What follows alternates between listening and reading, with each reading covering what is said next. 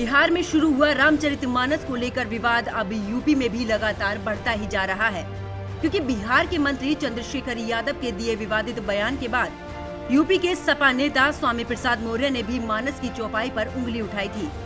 इस पूरे विवाद को लेकर उत्तर प्रदेश की राजनीति भी गर्मा गई, जिसको लेकर साधु संतों में आक्रोश व्याप्त हो गया। तमाम साधु संत बीजेपी नेता स्वामी प्रसाद मौर्य के खिलाफ सड़कों पर उतर आए और मौर्य से माफी की मांग करने लगे। वहीं इसी बीच इस पूरे विवाद पर अब मशहूर कथावाचक और धर्मगुरु देवकीनंदन ठाकुर महाराज भी सामने आ चुके हैं। उन्होंने इस मुद्दे को लेकर लखनऊ में सनातनियों को एकजुट करने के लिए सनातन यात्रा भी निकाली। उन्होंने कहा कि मानस ज्ञान का विषय है, विवाद का नहीं। इसे समझने और समझाने की जरूरत है। बता दें कि देवकीनंदन ठाकुर महाराज जी लखनऊ में हैं।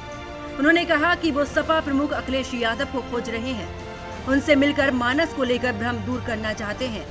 वो इस विषय में अखिलेश यादव सहित उन सभी पार्टियों के लोगों से बात करना चाहते हैं जो कि रामचरितमानस में लिखी पंक्तियों को भेदभाव की नजर से देख रहे हैं। मैं अभी लखनऊ में हूँ। जैसा कि आपको मालूम ही है कि हम लोग आजकल एक रामचरितमानस पर कुछ लोग बातें कर रहे हैं, वो हमारे अपने सनातनी हैं। मैं लखनऊ रहूंगा 7 दिन और मैं ये प्रयास करूंगा जिन लोगों को, जो हमारे सनातनी हैं, जितने भी राजनीतिक लोग हैं, जो बड़ी पार्टियां हैं, चाहे हमारे माननीय अखिलेश जी हों, चाहे बहन मायावती जी हों, चाहे हमारे कांग्रेस के यहाँ के प्रेसिडेंट हों, और जो भी पार्टियां हैं, मैं प्रयास करूंगा इन 7 दिनों में कि मैं उनसे मिलूं और वो मुझे मिलने का समय दें, जिससे मैं बता सकूं कि रामचरितमानस में चर्चा करूंगा। मेरे अपने हैं, वो सभी अपने हैं, और मैं रामचरितमानस को जिस तरीके से गोस्वामी बाबा ने लिखा है, पूरे मानव जाति के लिए जिस तरीके का उसमें ज्ञान है कि पूरे मानव को क्या करना चाहिए और क्या नहीं करना चाहिए, किसका क्या दायित्व है, किसका क्या कर्तव्य है, ये पूर्णतः राम रावण को मारने नहीं आए थे। राम पूरी मानवता को जगाने के लिए आए थे, और वो जो मानवता है वो रामायण में कूट कूट के भरी हुई है। वो सिर्फ सनातनियों का ग्रंथ नहीं है। रामायण जो है पूरे विश्व का एक ऐसा आदर्श ग्रंथ है जिसमें एक मानव को एक सब कुछ डायमंड बनाने का, इवन ईश्वर से मिलाने का जो रास्ता है, वो रामचरितमानस हमको सिखाती है। तो मैं लखनऊ में रहूंगा और मैं प्रयास करूंगा कि सभी पार्टी के जो प्रमुख लोग हैं वो अपना कीमती समय हमें सिर्फ कथा का समय छोड़ दें, क्योंकि हमारा जो कथा का समय रहेगा उस समय हम नहीं बोल पाएंगे, उस समय हम नहीं मिल पाएंगे। लेकिन कथा के बाद कोई भी समय हम, हमारे टीम के भी लोग प्रयास करेंगे कि उनसे मिला जाए। और आप सब सनातनियों से एक हाथ जोड़ के प्रार्थना, रामचरितमानस अपने बच्चों को पढ़ाइए। रामचरितमानस के माध्यम से हम अपने सनातन को आगे बढ़ाते हैं। राधे राधे।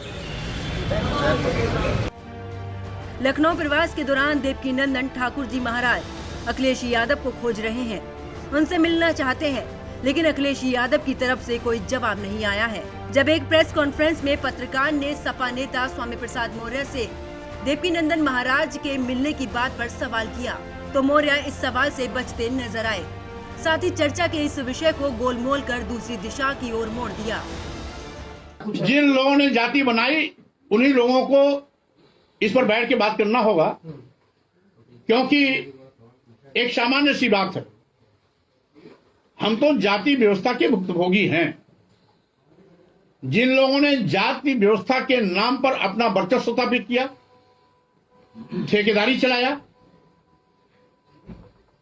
सभी को अपने से नीच बताया, अपने को स्वयंभू बताया, ऐसे ही स्वयंभू लोगों को बैठ करके इसका हल निकालना पड़ेगा।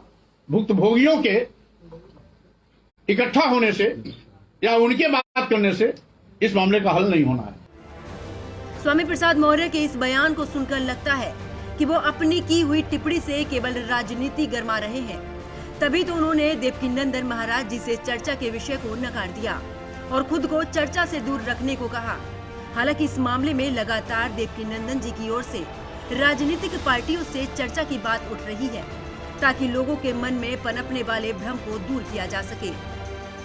सनातन यात्रा, आप सभी जानते हैं कि भारत के ऊपर राज्य करने के लिए पहले भी अंग्रेजों ने डिवाइड एंड रूल अपनाया था, भारतीयों को बांट दिया। ये ऊंच नीच हमारे मन में अंग्रेजों ने डाला और सनातनियों को बांटने का प्रयास किया। आज भी हमारे रामचरितमानस को संदेहप्रद दृष्टि से देखा जा रहा है। वही कार्य फिर से प्रारंभ हो रहा है। डिवाइड करो, रूल करो। सनातनी अब से नहीं, पूर्व से, पहले से हम सब एक हैं, हम सब सनातनी एक हैं। इस यात्रा में सम्मिलित होने वाले लोग हर वर्ग के हैं, वो सब हमारे सनातनी हैं, वो हमारे भाई हैं, चाहे कोई भी हो। मैंने हमेशा कहा है कि अगर हम कोई बात, रामचरितमानस में किसी बात पे हमारा विश्वास नहीं है या कोई कष्ट देने वाला है तो हम उस शब्द को इग्नोर कर सकते हैं, पर महाकाव्य को हम लोग डिनाई नहीं कर सकते। राम पर हम संदेह नहीं कर सकते, रामचरितमानस पर हम संदेह नहीं कर सकते। और अगर हम राम पर संदेह करते हैं, रामायण पर संदेह करते हैं, तो पूरे सनातन पे संदेह हो जाएगा। और सनातन पर संदेह हो ये ठीक नहीं। हम सभी सनातनी यही मैसेज देना चाहते हैं। अगर किसी के मन में संदेह है, कोई परेशानी है, तो वो सभी को बैठ कर बात करनी चाहिए। सनातन रामायण संवाद का विषय है, ज्ञान का विषय है, विवाद का विषय नहीं है। मैं यहाँ 3 दिन से लगातार यही बात कर रहा हूँ कि आप आइए, बात कीजिए, मुझे मिलने का मौका दीजिए। और ये सब सनातनियों की भावना है, इन सब की भावना रामायण में, भगवान श्री राम में है। हमारे संविधान में लिखा है कि कोई व्यक्ति आपकी भावना को हट नहीं कर सकता। सब लोग अपनी पूजा, अपना पाठ विधि विधान से कर सकते हैं।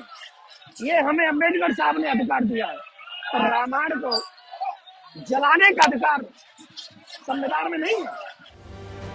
रामचरितमानस से शुरू हुई सनातन और राजनीति की ये लड़ाई अब बड़ा विवाद पैदा कर चुकी है और इसके बढ़ते विवाद को देखकर लगता है कि ये विवाद जल्दी शांत नहीं होगा, क्योंकि ये लड़ाई धर्म और राजनीति के बीच की है। और जब राजनीति में धर्म आता है तो छोटी से छोटी बात भी विवाद जैसा बड़ा रूप ले लेती है। फिलहाल इस विवाद में सनातन की जीत होगी या राजनीति की? क्या अखिलेश यादव देवकीनंदन ठाकुर महाराज जी से मिलेंगे?